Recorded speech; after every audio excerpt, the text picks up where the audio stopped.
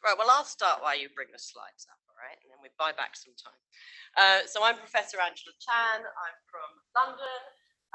Last year I came here and I was so inspired that it really influenced the direction of the research that we're hoping to do in the CoStar National Lab. This is the UK's biggest investment in creative industries, creative technology to date. And I'm from Holloway University of London. Oh yeah, sure. So I'll take it with me. I'm from Royal Holloway University, and we are forming the CoStar National Lab with partners at Surrey University, who specialise in AI and computer vision, and with Abate in Dundee, who are games. So we're a convergent screen technology lab. I've got to say, I am not a computer vision expert. I'm not an engineer. I'm not technical, so don't ask me any technical questions. I am a TV producer who has strayed into this wonderful weird world. But what I'm fascinated by, and I did my PhD research in what happens when you try and do end-to-end inclusion and accessibility in XR. So I think often as researchers, we stare at some tiny problem, but we don't think about what happens when XR gets out in the wild. So I'm going to talk about a project we did called StoryTrails today. Before CoStar happened, we were the StoryFutures immersive storytelling lab. And we won £7 million, which is a well-funded XR project, to take an XR project telling marginalised people's stories to 15 cities and towns across the UK as part of a festival of creativity. And I don't know if you know, there is no single accessibility standard for live XR experiences. There's some guidance from people like the Smithsonian, but you're really having to put it together. So we wanted to kind of make the playbook, and we made some mistakes along the way. So I really want to talk about the difference between our sort of user testing, lab planning, and what happened when an audience of 80,000 people came at us, and we had to train all our live people to just cope with whatever came at them. So I have put quite detailed alt text, but these are some weird images. So I'm going to try and audio describe as we go along. So this is an image from our prototype for StoryTrails. It's the seafront at Blackpool, which is a kind of tacky seaside town, but like you've never seen it before. On the left, we see a neon tower, which is the famous Blackpool Tower, but made up of ice creams, burgers, and other kitsch seaside paraphernalia. And then from left to right, you're going to see LiDAR scans of that seafront done at the time on the iPhone 12. And we wanted to keep it really democratic, right? So we had these 50 creatives going out across the country, making LiDAR scans and building these sort of weird Terry Gilliam-esque composites of their city like you'd never seen it before. And there's some giant neon ice creams, there's some yellow neon burgers, and a big golden elephant. I've never been to Blackpool, so I'm not actually sure whether that's there or not. My approach is one of inclusive innovation. On this previous slide, which I've just skipped over, there are 6 coloured circles, and we really tried to live by this. This is from a model by Foster and Heeks, which is actually the ladder of inclusive innovation. And it looks at both the intention, the process, the structure, the impact, and the consumption. So, you know, how all along the way, are we looking at to address the needs of the excluded group? Are excluded groups involved in the development of the innovation? I'll move over here so I can see it properly. Is it created within a structure that is in itself inclusive? So, you know, we were really having to focus as a partnership of 7 different organizations on whether we were being inclusive in our practice as well as what we were delivering to audiences. And in level 4 is consumption. You know, are people able to access this and really using it? Impact, does it have a positive impact on the livelihoods of the excluded group? And level 6, is it created within the frame of knowledge and discourse that is in itself inclusive? So to an extent, how we disseminate what we did is part of that framework and is really important. What we go on to do with it. So we go on into this CoStar National Lab thinking about how we can improve on what we learned. Foster and Heeks did a ladder of inclusive innovation. I don't like a ladder because it suggests that with inclusion and accessibility, somehow you reach the top and then you're done. And I've spent the last decade or so in television as a head of creative diversity for the broadcasters. And if there's one thing I've learned, it's when you get to the top of that ladder, you're dumped right down back at the bottom with a new problem to solve.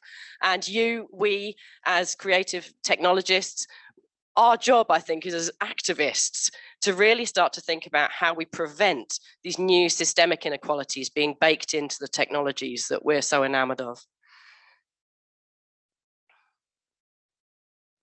damn it, I keep double clicking. So come back. I'm just clicking through all the slides, just for anybody who can't see what I'm doing badly here. So StoryTrails, this was the pitch. StoryTrails reimagines, reinterprets, and reanimates national and local archives. We worked with the British Film Institute's archives to really start to trawl the archive for marginalized stories that rarely get told or retold. And one of the problems with archive is, of course, it has inherent bias. So sometimes things aren't captured. So we had to kind of recreate these stories or sometimes make them ourselves. So that's what the LiDAR scanning was all about, to try and recapture stories of towns that had never been told before in a way you'd never seen them before. On the right is a mixed race Black man with dreadlocks, smiling with glasses. He's standing against a composite image of some historical archive and a neon portal to represent the AR. And he's actually David Olusoga, one of Britain's leading Black historians. And he was very active during Black Lives Matter, which was happening while we were making this project. Interestingly, it was funded by our very right-wing government.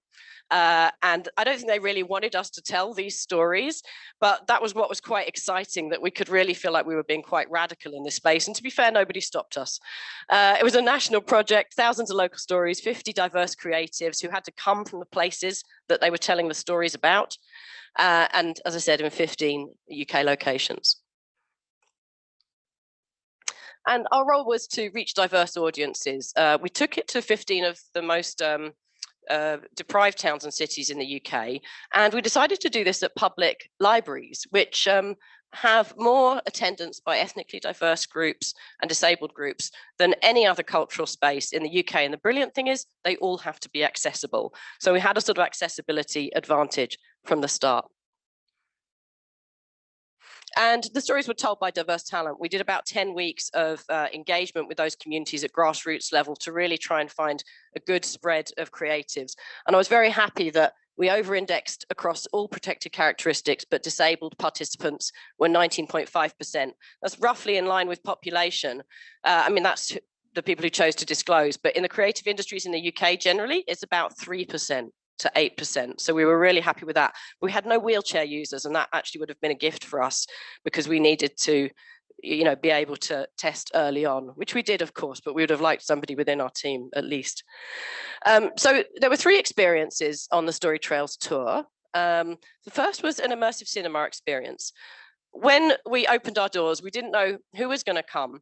And a lot of people hadn't ever tried VR or AR before. So we started with a sort of passive experience. We built a 6-meter cycloramic screen in their sort of accessible events room, which every library has. And this is a mock-up of it. We can see the large cycloramic screen. We put these sort of fun peppermint boxes around for people to sit on. But our main concern was around nausea, because this is really a giant screen. And if you sit too close to it, man, you get sick. And so we spent a lot of time testing the speed of the fly through, etc. And in the end, we discovered that if we just flagged it to people and said, if you get nauseous, sit further back. That worked brilliantly. So for all our testing, we just had to say, sit further back. The kids wanted to lick the screen and other people sat further back. But of course, it was during COVID. So we were trying not to overfill. We had to do a whole speech about if you have anxiety, come and see one of our people. But we were well resourced, so we could support that quite well. So our aim with these was to make emotional maps. I'm going to show you one in a minute so you can see what I mean. But what is an emotional map? I'd like you to try a little exercise for me. Just close your eyes for a moment and think about the place you grew up. Think about the places that were important to you, somewhere you have a warm feeling about, maybe somewhere you felt a little afraid. What were the landmarks in that town? Maybe it was somewhere you had a first kiss, maybe it was your school, your home, somewhere you bought sweets. And just sort of embed yourself in that feeling for a moment and how you feel about each of these places. Okay, now open your eyes. No one ever wants to open their eyes after this because you're all disappearing down memory lane. And now think about Google Maps, right? Which is the true map here? So we wanted to make maps that were like no city you'd really ever seen, but were representative emotionally of the places that were important to people. And, in this world of exact mapping of everything, we knew that really wasn't what was important. People had just been through COVID. Their local areas had become really passionately important to them. And they wanted to tell stories of love, of loss, lots of stories about disability and overcoming difficulty. And it was really a beautiful thing. So it was a bit of psychogeography. In this image, we see 4 of the elements of our iPhone LiDAR scans. We used an app at the time called Scaniverse, which did a decent job. They're a bit weird and crusty. It really is a Monty Python sort of aesthetic. We can see one woman with pink hair coming out of a churchyard. There's, it scans the environment pretty well as well, but we had a team of animators putting these together to make our emotional maps of the town. And you could also, other than seeing them on this giant 6-meter cycloramic screen, you could also view all the stories individually on these plinths in the library. The funny thing was we only had one wheelchair height plinth, and we'd measured the height and everything, got it quite correct. And it was a real lesson for me. We should have made them all wheelchair height plinths because everybody wanted to use the lower one. It was uncomfortable for people to keep their arms up at an iPad, and they were on there for hours. They wanted to hear the local stories. So when, we had kids using them, everybody else using them, and if someone in a wheelchair came along, we had to ask them please to everybody else to make way. So, it's just an example of the fact that usually when you make an accessible provision, it's useful to a wider group of people. This is a short clip. It's the opening to StoryTrails, which you would have seen in every town. And I'm going to describe a bit now and a bit later, so as not to spoil it, but as you enter a phone, it's a sort of animated image. You disappear into the phone, it throws your perspective, and you keep going into the phone, and it's spinning you around. It's a surreal image. And then we're going to see a clip from Swansea of a disabled surfer.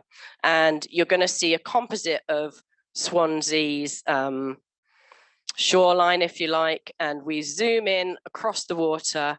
We look at all the scans of the buildings. It looks a bit like Swansea. You'd recognize it if you lived there, but it's not Swansea you've ever seen. And then it gets really surreal. So listen to the story and I'll describe the rest later. Got sound? Just quiet.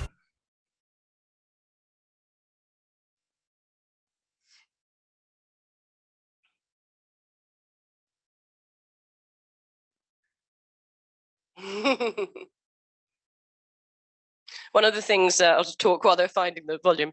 One of the things we really found with our local creatives was most of them wanted to, they got completely free choice of which story they told. And we were trying to avoid superhero narratives, right? I used to work, I'll save that. Okay. Thanks, John.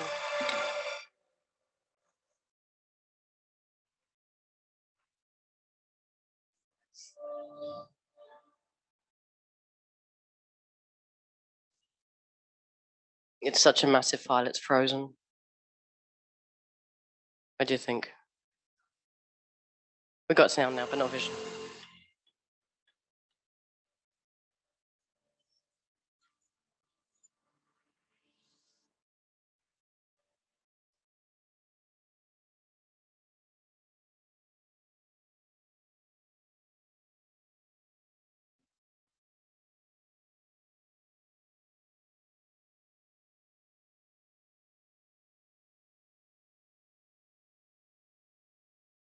So we're zooming in across Swansea Bay and a ship comes past. There's a big water wheel. We see the beach and a surfer with one leg and 3 surfboards behind him.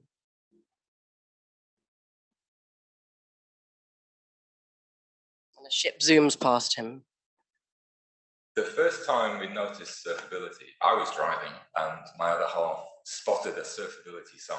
We found out there was a charity that was there for helping disabled people to surf. I need a buddy, I need somebody with me when I go surfing because I walk with walking sticks, not a prosthetic limb. I need someone to take my crutches off me when I get to the waterline and then to bring them back to me. But they were also happy to coach me, gave me more confidence. The biggest therapy I get from surfing is I know that when I'm in the water, I'm not dealing with any racism specifically. I know the sea isn't prejudiced. I know the sea has got no care at all for my identity or anything like that at all. There's no time or space really to think about other things. It's just about me and Mother Nature, the cosmos, however you want to see it. it's very liberating. Thanks, Jonathan. We got there in the end. So for anyone who wasn't able to see that, what's happening is that the surfer, we see the scans of him in his surfability office, but it's a strange sort of office. It's a cut cross section. And then he begins to surf down what appears to be an ice helter-skelter, you know, and these are really surreal images. So we had to do quite subjective audio description. Obviously, it clashes with the documentary element, so we allow people to explore that via the iPads visually later. But it's quite hard to describe these surreal images. But people seem to go with that, and they seem to appreciate it. I'm sorry if I've done a bad job today. They're very difficult images to describe. The second experience was VR. Interestingly, thinking about Justin's talk, all of it was seated. So we designed every experience to be seated, different levels of interactivity. There's 6 images off the screen. We have something like an ice cream van outside every library. Most of the VR was inside. We had barriers between each because people felt a bit embarrassed to try VR a lot of the time if they were doing it for the first time. But the van allowed us to really spend time with individuals. If anybody had anxiety or particular accommodations they needed, our volunteers could look after them in the van, and that was invaluable for us. Obviously, it had a very long ramp. This is Destiny, one of our researchers and StoryFutures ambassadors, onboarding people. And we really had to train the ambassadors to be very open in their approach. We greeted everybody as they came in, explained the 3 different activities, and asked them what they would like to do. And then we asked them if they needed any accommodations. I've mentioned the van, that's a concept image of the van. And we had 6 different VR projects. One of them sadly didn't make it into the library because of the access issues to the internet. So libraries are actually really famous for a place to go use the internet if you are data poor. But our Accessible Lives VR project told the history of 100 years of accessible tech, but it required Wi-Fi, really good Wi-Fi, to connect with the AI-driven platform. And it was trying to be so ambitious to do all the sorts of things that, you know, we've heard about in other people's research today. But we're hoping to save that for StoryTrails too, because library Wi-Fi and 5G let us down. That is time. I'm going to just move on briefly. Shut up. I'm going to move on to the AR quickly.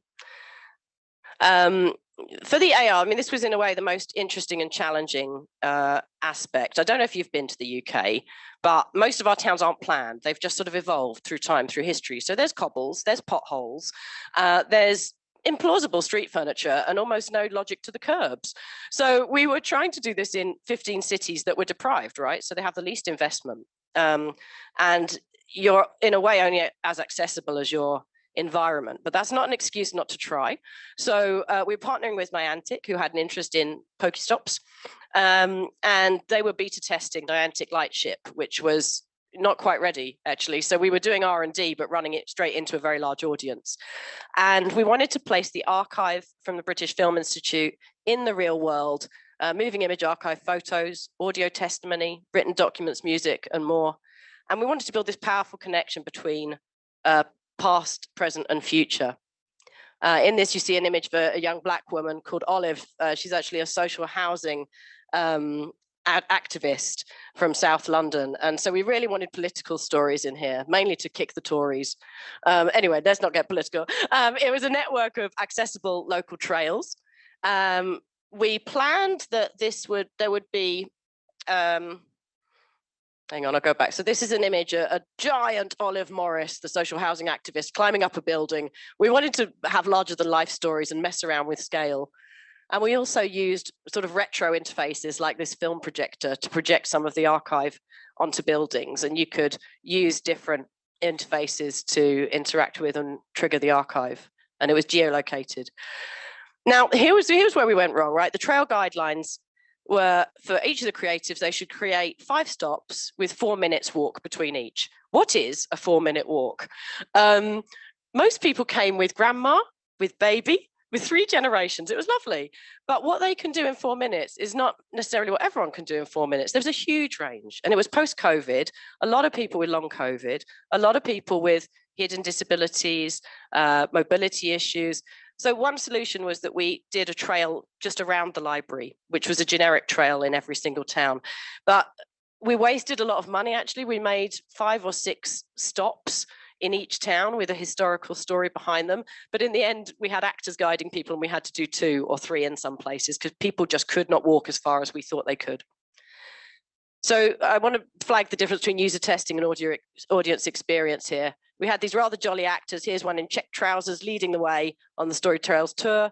There was a bit of fun and games on the way. Here's 2 boys pretending to be the kings of Dumfries in Scotland. And it was really a great intergenerational experience. And there were a lot of assistants there. Also, we were mindful of data poverty, so we carried a Wi-Fi backpack with us everywhere.